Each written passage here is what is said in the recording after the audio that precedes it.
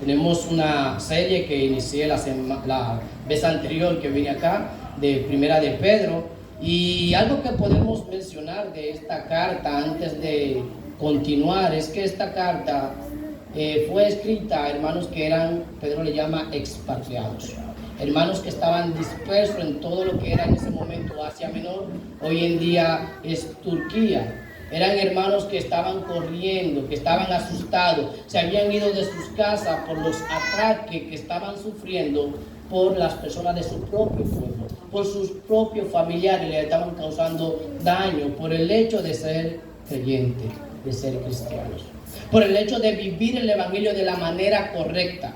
A ellos les molestaba esa vida tan perfecta que ellos no podían vivir. Y por tal razón atacaban a estos hermanos. Hoy en día sigue igual.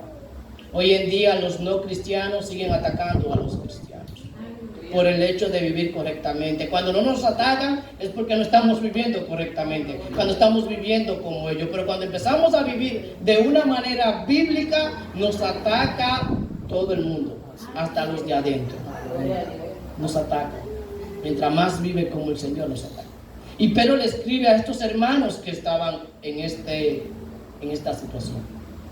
Algo importante que debemos saber es que Pedro escribió esta epístola 30 o más de 30 años después del día Pentecostés. Es decir, que él escribe más o menos en la década de los 60. Y algo que le enfoca es que él dice desde Babilonia, en el capítulo 5, versículo 13, dice: la iglesia que está en Babilonia, elegida juntamente con vosotros, y Marco, mi hijo, os saluda. Él utiliza la palabra Babilonia posiblemente para que nadie sepa de dónde él escribió.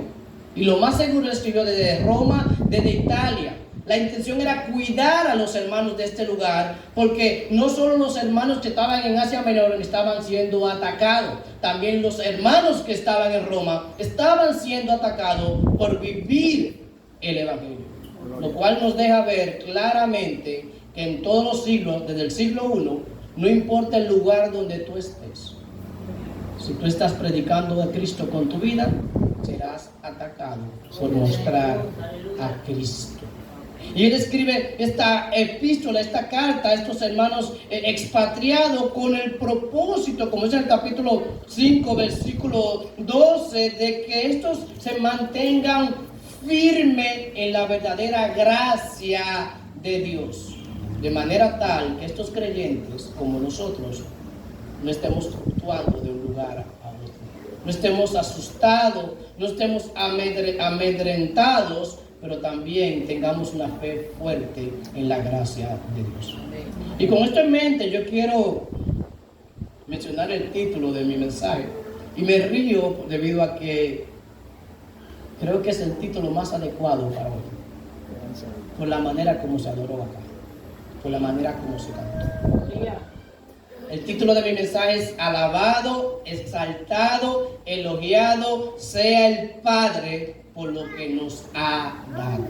Alabado, exaltado, elogiado sea el Padre por lo que nos ha dado. Y vayamos a Primera de Pedro, capítulo 1, versículo 3 al 5. Primera de Pedro, capítulo 1, versículo 3 al 5. Y dice así la palabra de Dios. Estoy mal.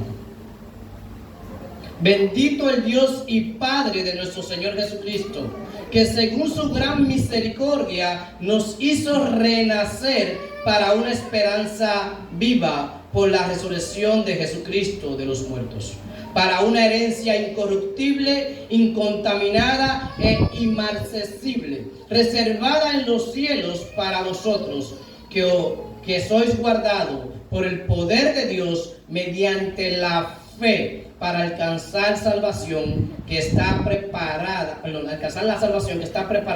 para ser manifestada en el tiempo posterior.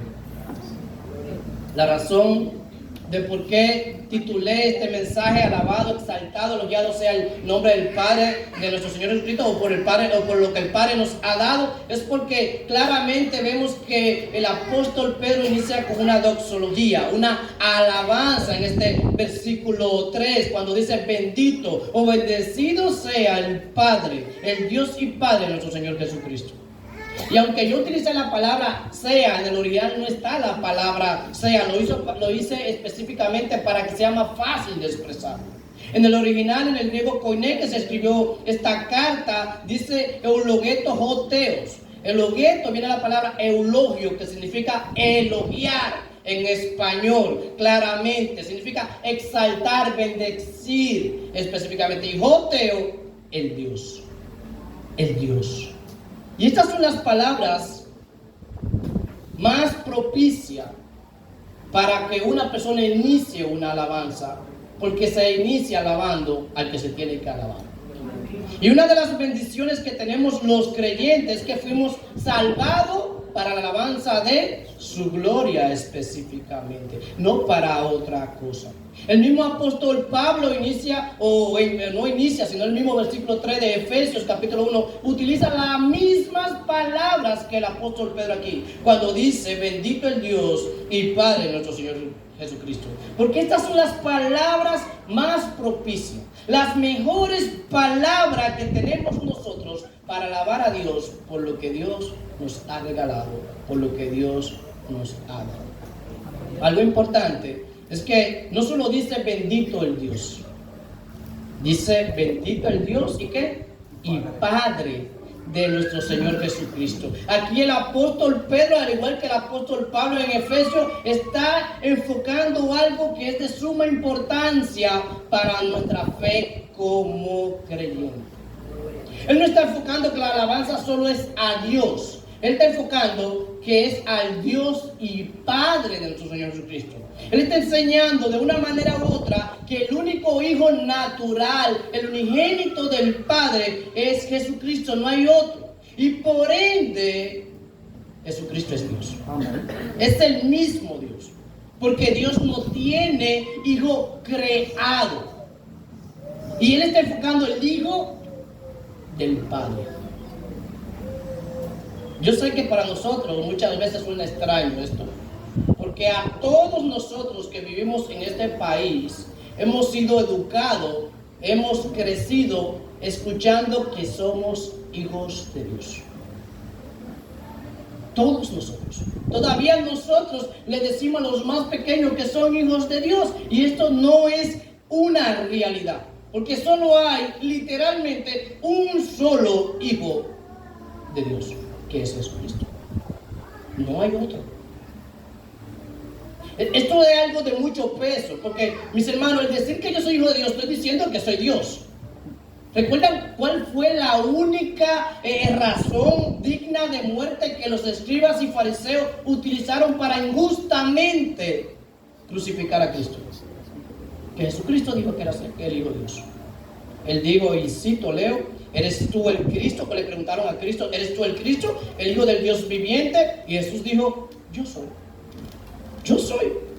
Y veréis al Hijo del Hombre sentado a la diestra de poder de Dios y viniendo en las nubes. Con esta palabra Jesús estaba diciendo: yo soy, yo soy. Yo soy Jehová. Yo soy Dios. Ahora, ¿qué importancia tiene eso para nosotros hoy en día? Que como Jesucristo es el Hijo de Dios, Jesucristo también tiene la potestad de darnos salvación, porque la salvación solo es del Señor. Nadie más nos puede dar salvación. El único que nos puede dar redención es Dios mismo, y Jesucristo, al ser Dios, nos ha redimido. Y cuando creemos en Él, como nos enseñan las Escrituras, en su obra, en lo que Él hizo por nosotros, somos adoptados como hijos del Padre y somos coherederos juntamente con Cristo por creer en Él. Mientras uno va estudiando detenidamente esta epístola del apóstol Pedro, uno se va dando cuenta que Pedro literalmente de principio a fin nos está enfocando en esto. Él no quiere que saquemos esto nunca de nuestra vista, de nuestra mente, que Dios es el Padre de nuestro Señor Jesucristo.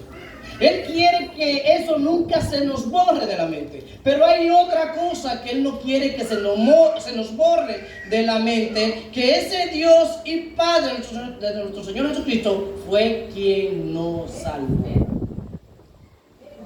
Y por tal razón, el motivo más grande para un creyente alabar a Dios, exaltar a Dios, elogiar a Dios, es la salvación. Eso es más grande que la creación. Si nosotros los seres humanos fuéramos un chinchín agradecidos por el hecho de ser creados, adoráramos a Dios todos los días de nuestras vidas 24/7. Pero nosotros los creyentes no solo fuimos creados, también hemos sido salvados. Y hemos sido salvados, como mencioné ahorita, para la alabanza de su gloria, lo cual debe provocar en nosotros una adoración continua, una alabanza continua, una exaltación continua al Dios y Padre de nuestro Señor Jesucristo. Amén. Eso debe ser algo que debe estar toda la vida en nuestra vida. Y yo quiero que veamos en el tiempo que me resta dos cosas. Dos cosas que el Dios y Padre de nuestro Señor Jesucristo nos ha dado, las cuales todo verdadero creyente tenemos como motivo para alabarlo, para elogiarlo, para exaltarlo a Él. La primera cosa que yo quiero que veamos es, como decía el pastor al inicio, por la esperanza de la salvación viva. Por una esperanza de salvación viva. El versículo 3 dice: bendito el Dios y Padre de nuestro Señor Jesucristo, que según su gran misericordia nos hizo renacer, ¿para qué? Para una esperanza viva por la resurrección de Jesucristo de los muertos. Como ya hemos mencionado, esta es la mayor cosa que debe motivarnos a nosotros a alabar a Dios. Nosotros, a pesar de ser criatura de Dios, nacimos separados de Dios. Nacimos muertos espiritualmente. Nacimos de una manera que no podíamos tener contacto con nuestro Dios Todopoderoso. Pero nuestro Dios Todopoderoso, como nos dice el versículo 2 que vimos la vez anterior, a lo que Él eligió en su preconocimiento para santificarnos por el Espíritu Santo, a esto el Dios Todopoderoso nos salvó, nos dio vida, nos unió a Él, nos dio una intimidad con Él. Y no solo en este mundo, por toda la eternidad. Y esta es una razón por la que nosotros literalmente debiéramos alabar y exaltar al Dios y Padre de nuestro Señor Jesucristo. Pero además de esto, Pedro continúa enseñándonos que esta salvación que tenemos, que es tan grande, que es tan inmensa, no ha sido por mérito nuestro, no ha sido por características nuestras, no ha sido por esfuerzo nuestro. Pedro dice claramente que fue según su gran de misericordia, recalcando nuevamente que la salvación está basada única y exclusivamente en la iniciativa de Dios, no en la nuestra. Fue por su gran misericordia. La misericordia de Dios es la parte del amor de Dios, donde Dios nos perdona, donde Dios nos quita lo que merecemos cada uno de nosotros. Todos nosotros, incluyendo nosotros, los creyentes, los del mundo, todo el mundo, lo que merece es un eterno castigo. Que el Dios justo, todopoderoso, santo y glorioso derrame toda su ira sobre nosotros, porque hemos pecado contra Él. Todos nosotros merecemos eso. Pero Dios, en la obra de Jesucristo, decide darnos misericordia, decide perdonarnos por su gran misericordia. Por su gran misericordia es que ninguno de los creyentes irá al lago de fuego, donde será el crujir de dientes, donde el gusano no muere. Aunque merecemos ir allá, Dios nos perdonó por su gran misericordia.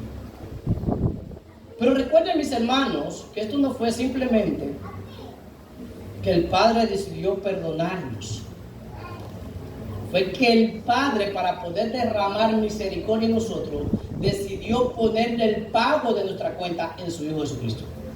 Fue que el Padre tiró su ira sobre su Hijo Jesucristo. Todo el castigo que tú y yo merecemos cayó en Cristo Jesús para luego Él darnos misericordia. Porque aunque Dios es un Dios amoroso, debemos saber, recordar, enseñar que Dios también es un Dios justo. Y es injusto que si somos culpables de algo, por nuestra linda cara, diga, no, está bien, vete. Lo justo es que seamos castigados. Y Dios es un Dios justo.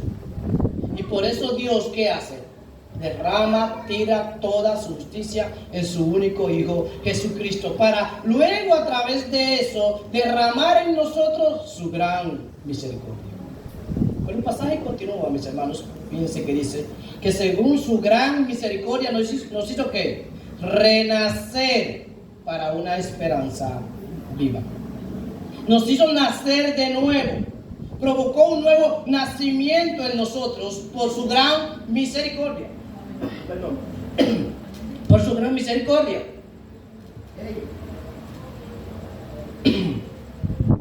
Para que una persona pueda ser creyente, necesita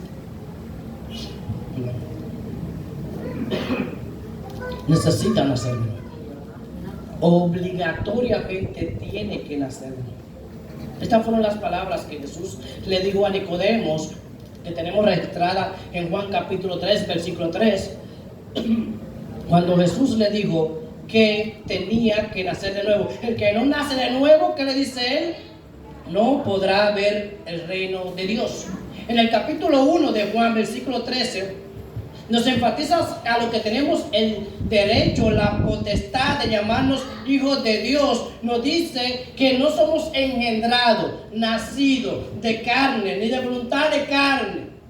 Es decir, no es porque hemos nacido en un país, no es porque hemos nacido en una familia, y ni mucho menos porque hemos sido criados en una iglesia, sino es que hemos nacido del agua y del Espíritu. Y algo importante acá, porque hay muchas hipótesis, muchas teorías diferentes sobre el agua que se menciona acá, y voy a hacer un alto en aunque no es el tema del pasaje acá, porque a veces creemos que está hablando del agua del bautismo y de algo que están todos los teólogos, aunque no dan pie con bola con la referencia directa de esto.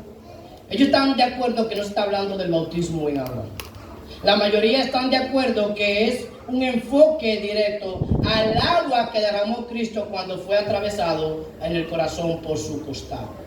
La mayoría dicen que es esto, que es ese agua que Cristo derramó para poder limpiar nuestra vida, para ser limpiado, salvado, no solo del Espíritu por el poder del Espíritu, sino por el agua que limpia, que se derramó el mismo Cristo cuando derramó toda su sangre por cada uno de nosotros. Necesitamos ser tocados, transformados por el Espíritu Santo. Por eso es que dice Efesios capítulo 1, versículo 13, que cuando le oímos la palabra de verdad, el evangelio de la salvación, hemos sido ¿qué? Sellados, bautizados por el Espíritu Santo de la promesa.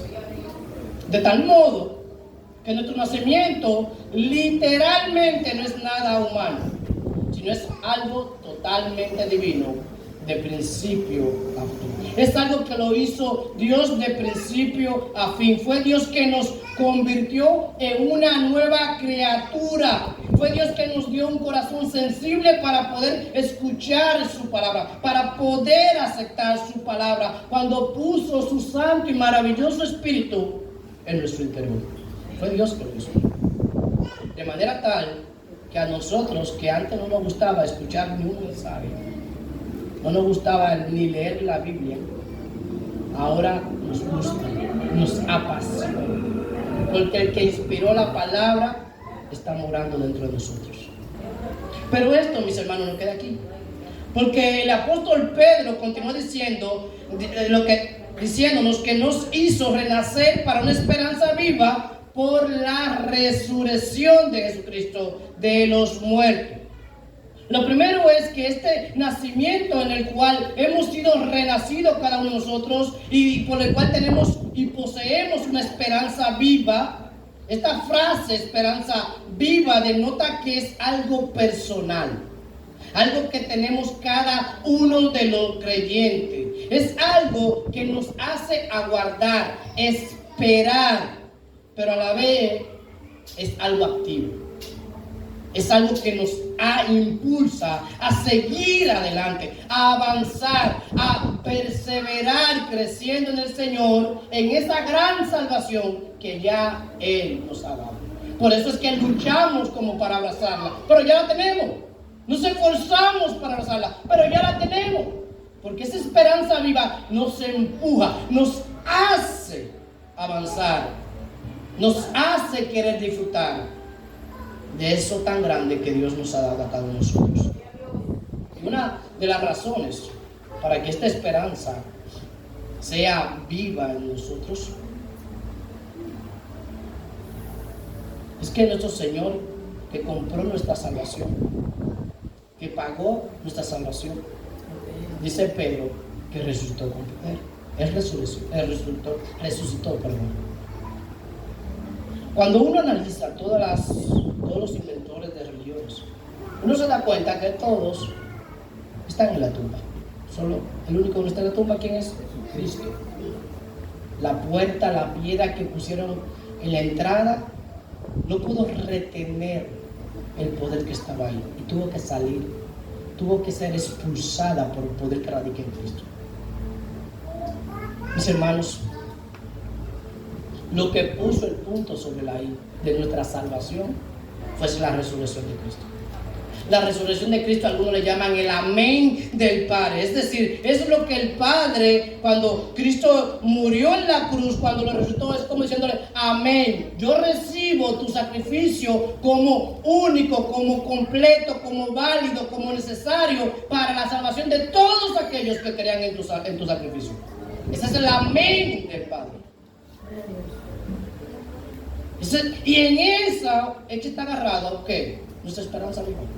En la resurrección de Cristo. Nosotros lo que hemos nacido de nuevo, solo estamos viendo a ese momento, no en el que Cristo solo resucitó, sino en el que también viene a resucitarnos, porque Él resucitó. Ahí es que está agarrada nuestra salvación. Ahí es que estamos nosotros cimentados en que Jesús resucitó con poder. Y cuando Él venga en su segunda venida, nos resultará a nosotros también.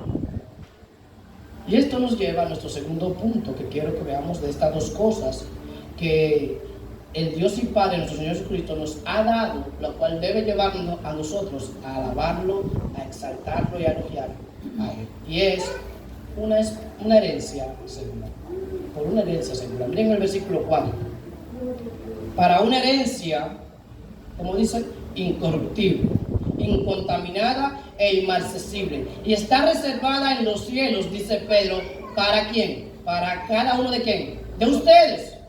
Reservada ¿para quién? Para cada uno de ustedes.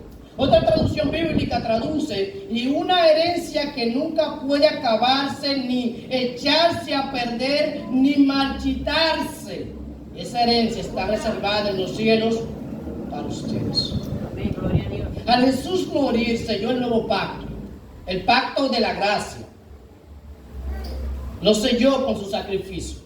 De manera tal que al testador, al que tiene el testamento muere, el testador muere, el testamento se pone como en vigencia. Al él morir, todos los coherederos conjuntamente con él reciben ¿qué? Su herencia. Ya es una herencia que tenemos cada uno de nosotros. Es verdad que no la vamos a disfrutar en su plenitud acá, porque está para disfrutarla ¿dónde? En los cielos. El mismo apóstol Pablo, que tiene un pasaje casi paralelo al de Pedro acá, nos dice que esta es unas bendiciones espirituales la cual podemos disfrutar ¿dónde? En los lugares celestiales. La tenemos desde ya. Podemos disfrutar una parte de allá, pero donde la vamos a disfrutar de verdad es allá, no es acá. Está reservada para ti. Está guardada para ti, nos dice el Señor. Una bendición maravillosa en los cielos. Mi hermano, mi hermana, esto me deja ver una sola cosa. Como tu bendición está en los cielos, me da garantía de que tú no vas a ir al infierno. Tú vas para el cielo. Ya está guardada ya. Y si está guardada es porque tú la vas a ir a buscar. Tarde o temprano. Eso es lo que nos dice el Señor acá. Yo sé que nosotros vivimos como que nunca nos vamos a ir de acá. Todos nosotros tenemos ese problema. Uno más que otro. A veces somos pocos los que hemos orado, Señor, llévame rápido o ven ya. Dirán, pero esta gente es fatalista. Pero somos pocos acaso. Pero lo que nos espera ya es mucho mejor. Y quizás una de las razones por la cual, quizás por la cual nosotros estamos tan aferrados a este mundo es porque Dios no nos define con tanta claridad el cielo. Nosotros no sabemos cómo es literalmente el cielo. No nos imaginamos lo hermoso, lo maravilloso, lo precioso que será el estar allá. La Biblia nos enseña que el único que ha ido al cielo y ha venido del cielo es el apóstol Pablo, más nadie. Él fue al tercer cielo. Y el Señor le dio una orden: no se lo diga a nadie.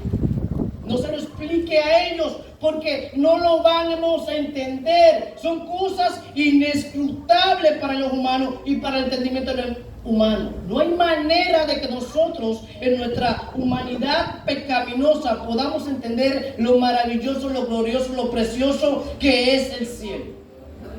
De las pocas cosas que nos enseña la Biblia del cielo, nos habla un poco del trono celestial. Y también nos habla del material de la calle allá. Eso es precioso, porque el material de la calle son las joyas de acá. El dinero es lo más preciado acá, el oro. El asfalto del cielo es simplemente oro. Pero algo que yo estoy seguro, mis hermanos, es que lo más bello que estará allá no es esa calle de oro, es el Dios Todopoderoso que veremos sentado en su trono. Esa es la bendición más grande que tendremos nosotros los creyentes. Es por eso tanto el llamado que nos hace la palabra de Dios, de que pongamos nuestros ojos en Cristo, en Jesús, el autor y consumador de nuestra fe, nos dice el escritor de Hebreo. El apóstol Pablo nos dice en Colosenses capítulo 3, versículo 1 y 2, si ya tú has resucitado con Cristo, buscar las cosas de arriba, donde está Cristo sentado a la diestra de Dios. Poned la mira en las cosas de arriba, no en la tierra. Enfócate allá. El creyente no tiene que estar anhelando las cosas de este mundo al cual no pertenece. El apóstol Pedro quiere que veamos eso. Somos aquí ¿qué? Expatriados, lo dijo en los versículos anteriores, del 1 y 2. Y peregrinos, lo dice más adelante. No pertenecemos a este mundo, pertenecemos al cielo, mis hermanos. Y Pedro quiere que tengamos eso en mente. Si tú eres creyente, te quiero decir algo. Enfócate en preparar tu maleta porque tú te vas de aquí. Tú te vas para el cielo. Enfócate en preparar tu maleta porque tú te vas de aquí. Tú te vas para el cielo. Pero debes saber que en tu maleta lo único que tú vas a llevar es la palabra, es el evangelio. Así que llénate de la palabra de Dios, llénate del evangelio de Cristo. Lo demás se queda aquí. Enfócate en lo que te vas a llevar para allá. Tarde o temprano, no importa la edad, nos vamos para allá. El apóstol Pedro quiere que nosotros estemos enfocados en esto. Que veamos que tenemos estas dos cosas que acabamos de mencionar. Una salvación de esperanza viva y una herencia súper segura, las cuales deben producir en cada uno de nosotros alabanza, exaltación al Dios y Padre de nuestro Señor Jesucristo. Y Dios es tan maravilloso, mis hermanos, es tan precioso, tan bueno para con nosotros, tan misericordiosos para con nosotros, Que aparte de decirnos esto, que nos hizo renacer, que nos dio una esperanza viva, que tenemos una herencia segura a nosotros, Dios nos dice ahí mismo en el versículo siguiente que el mantenernos salvos en este mundo en el cual no pertenecemos, tampoco es de nosotros. Miren el versículo 5, que sois guardado. ¿Cómo? Guardado por el poder de Dios mediante la fe, para alcanzar la salvación que está preparada para ser manifestada en el tiempo posterior. Tu esperanza de salvación es tan segura, porque es Dios mismo que está guardándola. Es Dios mismo que la tiene protegida desde el momento que tú entregaste tu fe en Cristo Jesús. Desde el día que tú dijiste a Cristo, Dios te guardó con su poder. En pocas palabras, si eres creyente, irás para el cielo, como digo ahorita. Pero es seguro. No es quizás. Es seguro, aunque tú no lo creas, en un sentido, aunque dudes de vez en cuando, si verdaderamente eres creyente, irás para el cielo porque Dios mismo con su poder te está guardando para ir para allá. Uno de los versículos que más me gusta, más fascinante para mí de las Escrituras, Filipenses capítulo 1, versículo 6. Pablo dice, estando persuadido de esto. Pablo está persuadido. Yo estoy persuadido, yo estoy 100% seguro de que comenzó la obra en ustedes, ¿sabe qué? La va a perfeccionar, la terminará hasta el día de Jesucristo. Cuando Cristo venga, Él la va a terminar, porque Él ya la inició. Esto no depende de ti, no depende de mí, mi hermano. Yo no sé por qué tú estás pasando ahora. No tengo ni idea. No sé si estás siendo afligido, si tienes problemas económicos, si tienes problemas de salud. No sé nada de tu vida literalmente. Yo no sé nada de ti ahora mismo. Yo no sé cuántas aflicciones tú estás pasando por el privilegio de ser cristiano, por el privilegio de aceptar a Cristo, por el honor de predicar y vivir a Cristo con tu vida. Yo no tengo ni idea, pero sí tengo idea de algo. Y es que tú vas para el cielo, porque Dios ya te ha guardado para ir para el cielo. Dios te ha guardado para ir para el cielo. También tengo seguro de algo, que lo que tú estás pasando ni se asemeja a lo que estaban pasando los del siglo I, a estos expatriados originales que Pedro le está predicando. No se asemeja. Esta gente muchas veces llegaban de su casa al trabajo y encontraban su negocio propio desbaratado. No había nada. Cuando volvían a su casa, nada. Desbaratada la casa. Cuando iban a buscar un trabajo, no. Tú no, bacano. No te queremos a ti. No te aceptaban, te botaban, te castigaban, te metían preso. Porque no adorabas al César. Aunque vivía mejor que todo el mundo. Y tenía que salir corriendo porque los mismos tuyos, tu familia, tus amigos, con lo que creciste, te atacaron. Tú no estás sufriendo esto.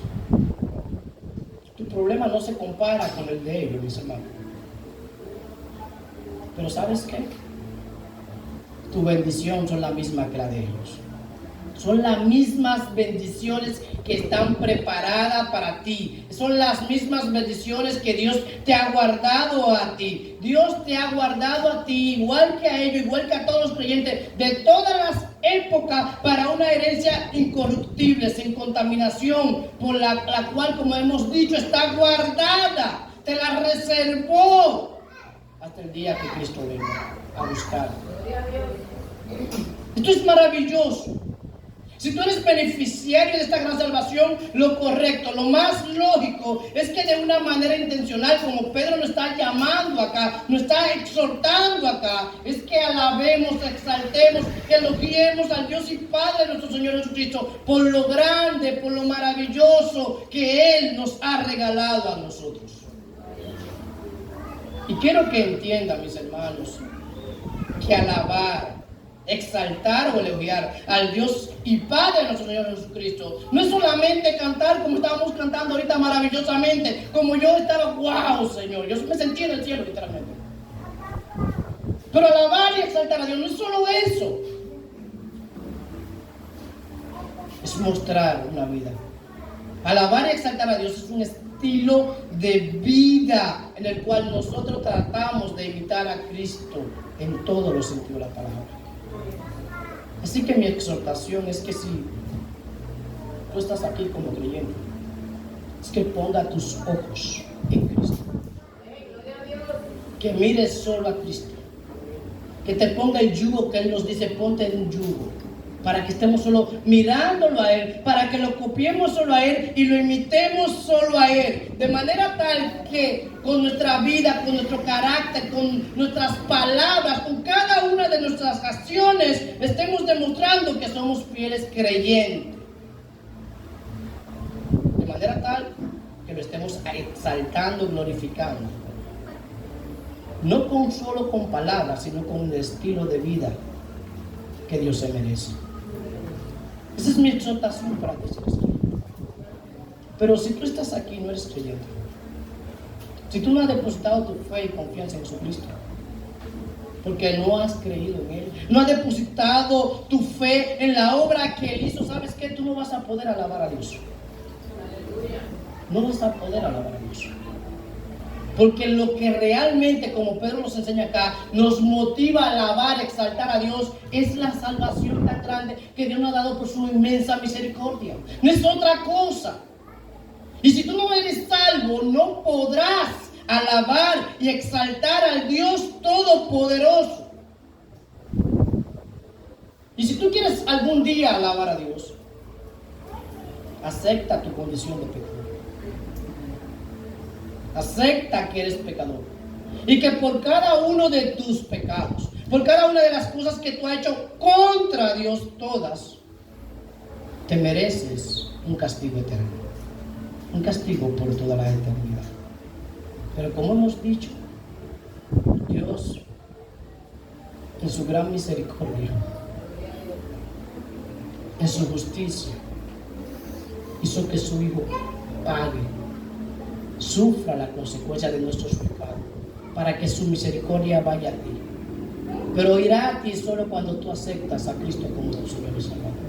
Así que mi exhortación es: acepta a Cristo. Dile que sí a Cristo si Dios te ha hablado a tu corazón. Dile a Cristo que te transforme, que te dé vida y que te enseñe a hacer lo que todos tenemos que hacer.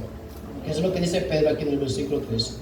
A decir: bendito sea el Dios y Padre de nuestro Señor Jesucristo por esta enorme salvación que nos ha dado, que nos enseña a alabarlo por siempre. Dios le bendiga. Amén. Padre, gracias a Dios por este momento. Gracias porque a pesar de que no nos merecemos esta salvación tan grande, tú te fijaste en nosotros. Y te fijaste en nosotros, como dice el apóstol Pedro.